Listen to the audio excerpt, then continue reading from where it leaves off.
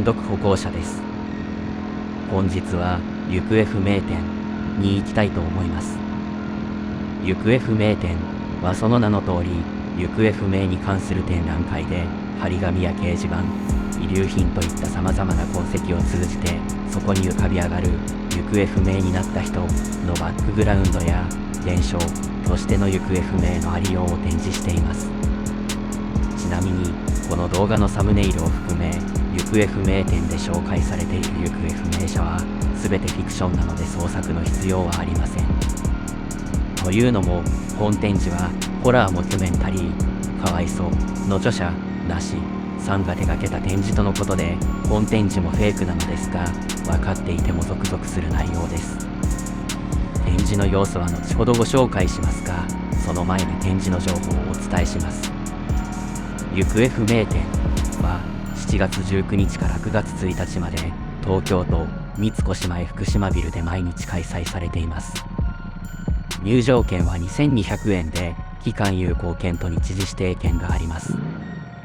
土日とお盆期間は日時指定券が必要で、それ以外の日は期間有効券で入場できる感じかと思います。概要欄に行方不明展のサイト URL を貼っておきますので、詳しくはそちらをご確認ください。行方不明展は、身元不明の人、所在不明の場所、出所不明のもの、そして真偽不明の記憶という4つのセクションに分かれており、様々な行方不明が展示されています。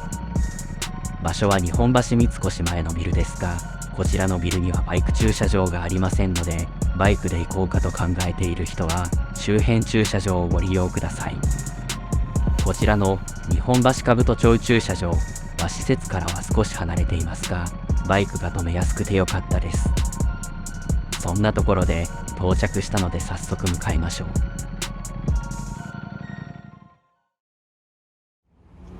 行方不明展は日本橋からほど近いビルで開催されています。会場は大通りに面しており、行方不明展の点灯幕も大きく出ているので迷うことはなさそうです。入って早々無数に張り出される行方不明者の捜索チラシは全てフィクションと分かっていても、1枚くらい本物が混ざっているのではと疑いたくなるクオリティ。展示物は一見するとなんてことはないものも多いですが、読み込んでみると不気味な背景を想像してしまうモキュメンタリーの醍醐味的な要素が盛り込まれており、どこまでが展示物かわからなくなります。都会のビルの一角に山積みにされた土はかなり異様な雰囲気を醸し出していますが、ここでは異世界に行く儀式を行うために廃墟に行く映像が映し出されており、この土の正体が伺えます。本展示では展示物も行方不明になっていますが、あまりにも唐突すぎるのと自然すぎて、これ自体が展示なのか本当になくなったのかが分かりません。展示物が手に入る100円のおもちゃがありましたので回してみましたが、非常に扱いに困るゴミ展示物が手に入りました。捨てるのも嫌な感じなので仕方なくコルクボードに飾っています。数々の遺留品は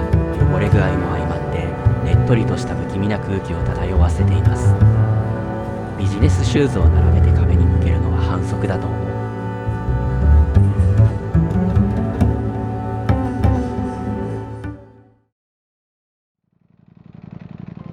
本日はこんな感じで行方不明展を堪能しました。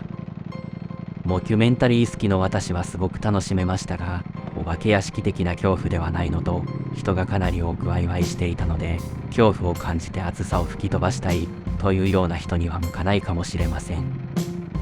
夜に一人で回るとかなりゾクゾクすると思います。興味を持たれた人はまだまだ会期が残っておりますので、ぜひ足を運んでみてください。